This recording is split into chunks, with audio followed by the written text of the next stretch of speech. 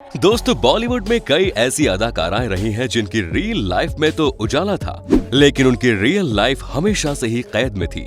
ऐसी एक अदाकारा थी प्रवीण बॉबी, जिन्होंने अपने 70 और 80 के दशक में हिंदी सिनेमा में अपने वेस्टर्न लुक और फैशन से तहलका मचा रखा था।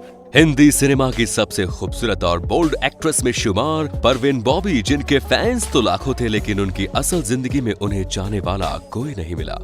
बॉलीवुड की सुंदरी का पूरा जीवन फिल्मी लाइफ की तरह रहस्यमयी और रोमांचकारी रहा। परवीन बॉबी कब फिल्मी पर्दे पर आई और कब फिल्मी दुनिया और असल जिंदगी से ओझल हो गई, ये हर किसी के लिए जिज्ञासा का विषय रहा है। दोस्तों, भारतीय सिनेमा को अपने जीवन के 2 दशक देने वाली खूबसूरत अभिनेत्री की लाइफ से जुड़े रहस्य से पर्दा उठाने के लिए पहले आपसे रिक्वेस्ट है कि हमारे फेसबुक पेज को फॉलो करें। दोस्तों, वैसे तो परवीन बॉबी ने अपने करियर की शुरुआत बतौर मॉडल की थी, लेकिन मॉडलिंग के दिनों में परवीन बॉबी अहमदाबाद यूनिवर्सिटी में अपनी पढ़ाई भी पूरी कर रही थी। इसी दौरान उन पर फेमस प्रोड्यूसर डायरेक्टर B.R. इशारा की नजर पड़ी। जब B.R. इशारा ने उन्हें देखा, उस वक्त उन्होंने मिनी स्कर्ट पहनी हुई थी। उस समय उनके हाथ में सिगरेट भी थी। Director B.R. उनके इस लुक से इतने ज्यादा इम्प्रेस हो गए कि उन्होंने अपनी फिल्म में उन्हें तुरंत ही साइन कर लिया। इस तरह उन्हें मॉडलिंग में लिया गया। अपने शुरुआती दिनों में ही उन्हें फिल्म में ब्रेक मिल गया। दोस्तों, 1977 में उन्होंने क्रिकेट सुनील के अपोजिट फिल्म चरित्र से डेब्यू किया। फिल्म फ्लॉप रही, लेकिन परवीन बॉबी का चेहरा और खूबसूरती लोगों की आंखों में बस गई। हर कोई ये जानने के लिए उत्सुक हो गया कि आखिर ये लड़की है कौन। शायद यही वजह रही कि उन्हें फ्लॉप डेब्यू के बाद भी ढेर सारी फिल्मों के ऑफर मिलने लगे। फिल्म जगत में एंट्री लेने के बाद परवीन बॉबी के वेस्टर्न लुक ने सबको उनका दीवाना बना दिया। दोस्तों, परवीन के करियर की पहली हिट फिल्म बनी मजबूर से 1974 में रिलीज हुई। इस फिल्म में पहली बार परवीन बॉबी को अमिताभ बच्चन के साथ काम करने का मौका मिला।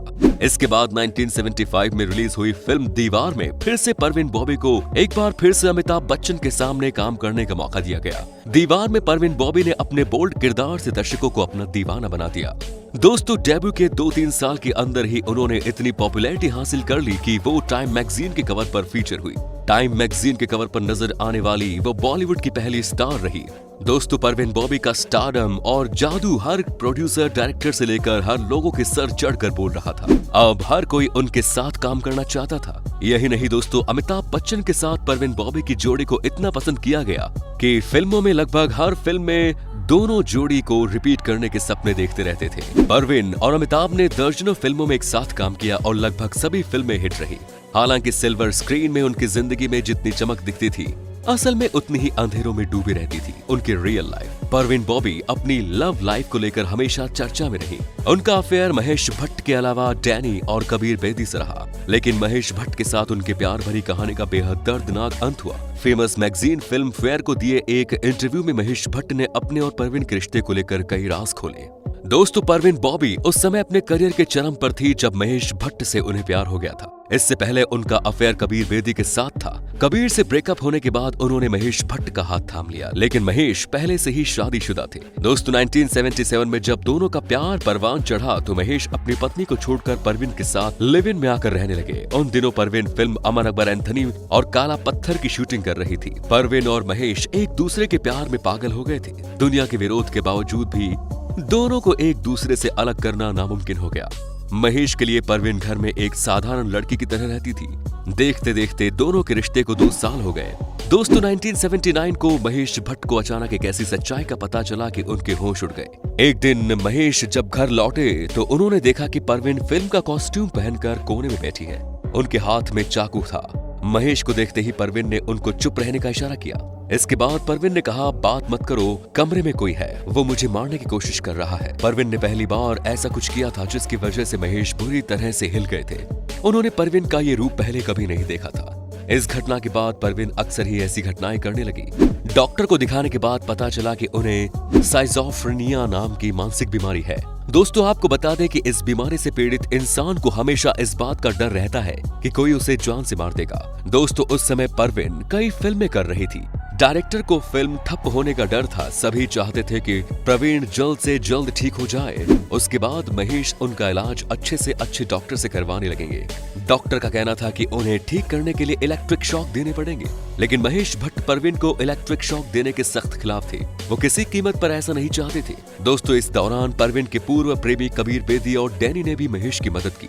तमाम इलाज के बावजूद भी प्रवीण की बीमारी ठीक होने का नाम ही नहीं ले रही थी। प्रवीण के मन में ये डर बैठ गया था कि कोई उन्हें मारना चाहता है। कुछ समय के बाद प्रवीण को ये लगने लगा कि उनकी कार में बम रखा हुआ है, और तो और वो एसी की आवाज से भी डर जाती थी। यहाँ तक कि वो अपने को एक्टर अमिताभ बच्चन को अपने लिए खतरा मानने लगी। प्रवीण को लगता था कि अमिताभ उन्हें मारना चाहते हैं और उन्होंने उनके पीछे गुंडे लगा रखे हैं। दोस्तों, हद तो तब हो गई जब उन्होंने अमिताभ बच्चन पर केस कर दिया, जिसके बाद अमिताभ बच्चन पर मुकदमा चला, लेकिन मुकदमे पर ऐसा कुछ भी सामने नहीं आया और न ही प्रवीण अमिताभ के खिलाफ कोई सबूत पेश कर पाई, जिसके बाद कोर्ट की तरफ से अमिताभ को क्लीन चिट दे दी गई।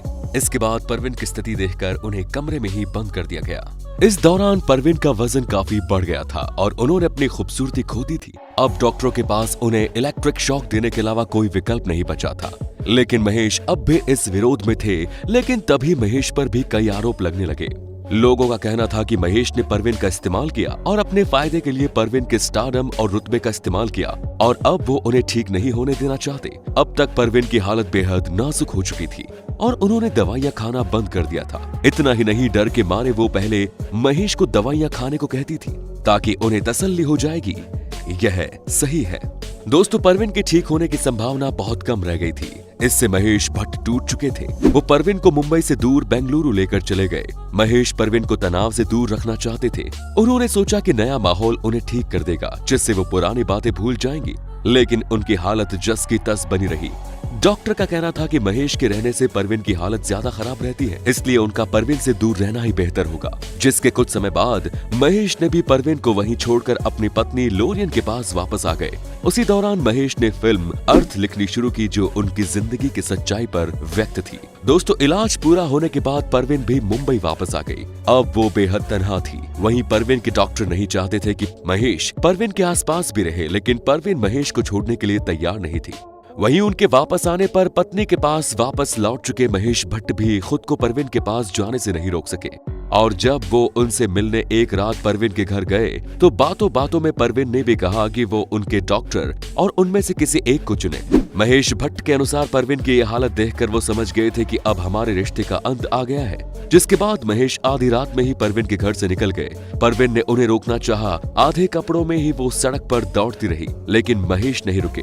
दोस्तों, अब महेश उनके घर और उनकी जिंदगी से जा चुके थे। उनके द्वारा छोड़े जाने से वो इस कदर अकेली पड़ गई थी कि उन्होंने अपने आप को पूरी दुनिया से काट लिया। जिसके बाद उन्होंने अपने जूहू स्थित फ्लैट को ही अपनी दुनिया बना ली। जिसके बाद इसी फ्लैट में ही उनकी रहस्यमयी मौत हो गई। उनकी मौत का पता तब चला जब उनके घर से भयंकर बदबू आने लगी। जब दरवाजा खोला गया तो अंदर के मंजर देखकर लोगों के होश उड़ गए। बिस्तर पर प्रवीण बॉबी की सड़ी हुई लाश पड़ी थी और वहाँ दूध के पैकेट और पुराने अखबार पड़े थे। तारीख थी 22 जनवरी 2005। कभी लोगों को अपनी अदाओं से बेसुध करने वाली प्रवीण बेजान पड़ी थी। खामोशी के साथ प्रवीण दुनिया को अलविदा कह गई। कहा जाता है कि प्रवीण बॉबी की मौत 2 दिन पहले यानी कि 20 जनवरी की ही हो गई थी, लेकिन 2 दिन तक किसी को कानो कान खबर तक नहीं हुई। पोस्टमार्टम में भी यही आया था कि उनकी मौत 48 घंटे पहले हुई थी। अपने जूहू स्थित बंगले में उन्होंने खुद को बंद कर लिया था। मौत के 10 दिन पहले उनके किसी भी पड़ोसी से कोई बातचीत नहीं हुई थी। वो खाना ऑर्डर करके मंगवाती थी और कमरे में बंद रहती थी। इसी दौरान उन्होंने सिगरेट और शराब को ही अपना साथी बना लिया था। हालांकि ये कहना मुश्किल है कि उनकी मौत किसी बीमारी के कारण हुई थी या फिर इसके पीछे किसी का हाथ था, क्योंकि हम सब जानते हैं कि आजकल पैसे के लिए कुछ भी किया जा सकता है। आगे आप खुद समझदार हैं। तो दोस्तों, ये है बॉलीवुड की सबसे खूबसूरत अदाकारा प्रवीण बॉबी की बेहद ही दुख भरी कहानी। वीडियो पसंद आई हो तो वीडियो को लाइक करके अपने दोस्तों के साथ इसे शेयर करें और ऐसे ही वीडियोस देखने के लिए अपने इस फेसबुक पेज को फॉलो करें। धन्यवाद।